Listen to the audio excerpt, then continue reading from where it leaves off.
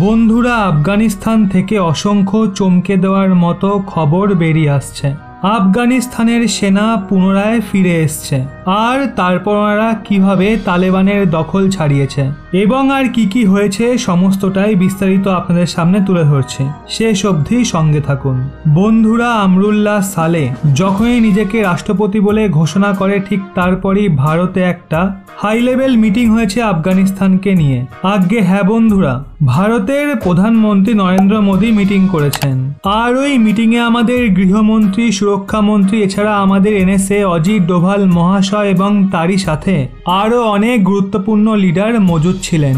আর এখানে রিপোর্ট বেরিয়ে এসছে প্রধানমন্ত্রী নরেন্দ্র মোদী স্বয়ং আফগানিস্তানের বিষয়টাকে ভীষণই ক্লোজলি অবজার্ভ করছে। আর এছাড়া বন্ধুরা, এর জন্য ভারতের ওপর অনেক বড় প্রভাব পড়ছে, আর সেটা নিয়েও ভারতকে একটা নতুন রণনীতি তৈরি করতে হবে। সেই জন্য ভারত এই সিচুয়েশনকে ভীষণই মনোযোগ সহকারে অবজার্ভ করছে। এরই মধ্যে চমকে দেওয়ার মতো একটা বিষয় হলো, ভারত এখনো আফগানিস্তানে নিজের এমবেসিকে বন্ধ করেনি, যেটা দেখে পরিষ্কার বোঝা যায় ভারত এখনো আশা ছাড়েনি যে আফগানিস্তানে একটা লোকতান্ত্রিক সরকার গঠন হবে।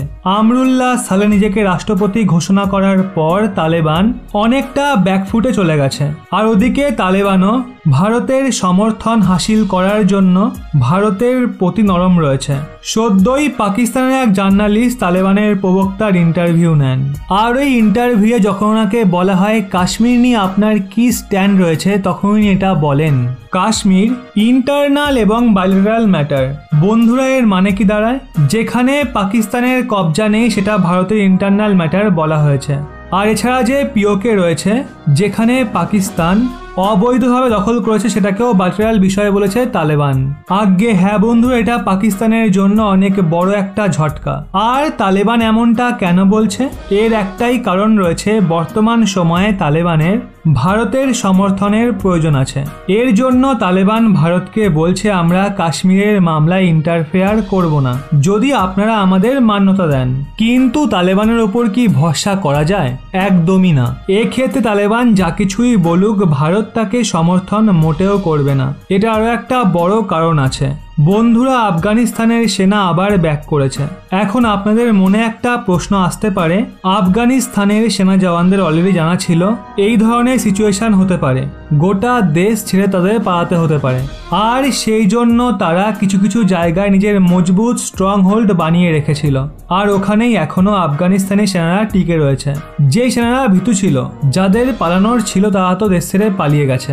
কিন্তু এখন যে জওয়ান এখানে বেঁচে আছে, ওরা শুধু এখানে এর জন্য লড়ছে যাতে তারা একটা লোকতান্ত্রিক শান্তিপূর্ণ আফগানিস্তান দেখতে পায়। তাই আফগানিস্তানের জীবিত সেনারা বিভিন্ন জায়গা থেকে অপারেট করছে, আর ওনাদের কমান্ড করছেন বর্তমান ভারপ্রাপ্ত রাষ্ট্রপতি আমরুল্লাহ সালেহ। আজ্ঞে হ্যাঁ বন্ধুরা, যখনই আমরুল্লাহ সালেহ এটা ঘোষণা করেন উনি রাষ্ট্রপতি হচ্ছেন, আর তারপর ওখানে যে স্থানীয় সেনা ছিল আফগানিস্তানের, তাদের মধ্যে নতুন করে একটা জোশ উজ্জীবিত হয়, আর ওনারা আতাহাতি বড় একটা কাণ্ড ঘটায়।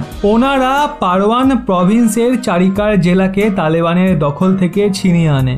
আর এখন আরো একটা খবর বেরিয়েছে, ওই আফগানিস্তানের সেনা জওয়ানরা এখন বাগরাম জেলাকে তালেবানের দখল থেকে ছাড়ানোর টার্গেট নিয়েছে, আর তাই এখন আবার নতুন করে আশার আলো জেগেছে। আর এখনো যুদ্ধ পুরোপুরিভাবে শেষ হয়ে যায়নি, আর এটা হতেও পারে ভবিষ্যতে আমরা ব্যাক টু ব্যাক আফগান সেনার আফগানিস্তানের অঞ্চলগুলো তালেবানের দখল থেকে পুনরুদ্ধার করার খবর শুনতে পারি। এই সময়ে প্রয়োজন রয়েছে দুনিয়ায় যত বড় বড় দেশ রয়েছে তারা তাদের সেনা আফগানিস্তানে পাঠাক আমরুল্লাহ সালেহকে সাহায্য করার জন্য।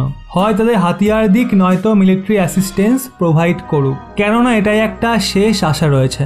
আর যদি এখন সমস্ত দেশ আমরুল্লাহ সালেহকে সাহায্য করে, তাহলে একটা শেষ সম্ভাবনা থাকে আফগানিস্তানকে বাঁচানোর। আপনাদের এই বিষয়ে কি মনে হয় অবশ্যই নিচে কমেন্টে জানান।